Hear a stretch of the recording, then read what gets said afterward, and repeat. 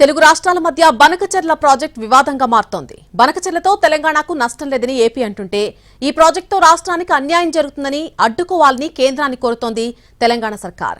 మరోవైపు బనకచెర్ల విషయంలో రేవంత్ రెడ్డి సర్కార్ నిర్లక్ష్యంగా వ్యవహరిస్తుందని విమర్శిస్తోంది బీఆర్ఎస్. ఏపీ నిర్మించ తలపెట్టిన బనకచెర్ల ప్రాజెక్టుపై తెలంగాణ ప్రభుత్వం తీవ్ర అభ్యంతరం వ్యక్తం చేస్తోంది. బనకచెర్ల గోదావరి ప్రాజెక్టుకు టెండర్లు పిలవకుండా అడ్డుకోవాలని కేంద్రాన్ని కోరారు తెలంగాణ ఇరిగేషన్ మంత్రి ఉత్తమ్ కుమార్ రెడ్డి. జలశక్తి మంత్రి సిఆర్ పాటిల్కు లేఖ రాసిన ఆయన ఏపీ సర్కార్ డిపిఆర్ను సిడబ్ల్యూసీకి సమర్పించకుండా చర్యలు తీసుకోవాలని విజ్ఞప్తి చేశారు.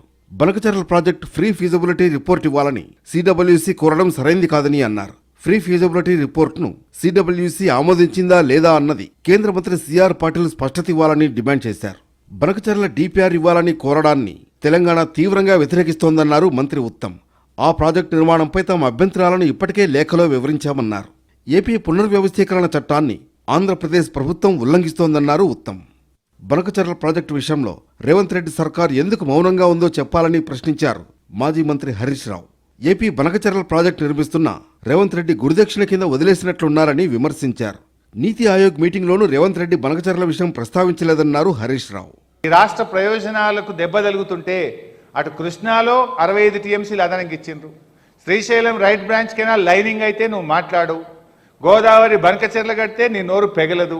అంటే దీన్ని బట్టి మరి బాబు గారికి ఈ రేవంత్ రెడ్డి గారు గురుదక్షిణ చెల్లిస్తూ ఈ రాష్ట్ర ప్రజలకు ఈ రాష్ట్రానికి తీవ్రని ద్రోహాన్ని తలపెడతా ఉన్నారు.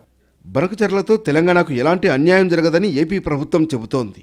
సముద్రంలో కలిసే గోదావరి జలాల్ని మళ్లించేందుకే ఈ ప్రాజెక్టు నిర్మాణాన్ని తలపెట్టామంటోంది. దిగువ రాష్ట్రంగా వచ్చిన నీటిని వాడుకుంటాం తప్ప ఎగువ రాష్ట్రాల హక్కులకు ఎలాంటి నష్టం కలిగించమన్నారు ఏపీ సీఎం చంద్రబాబు.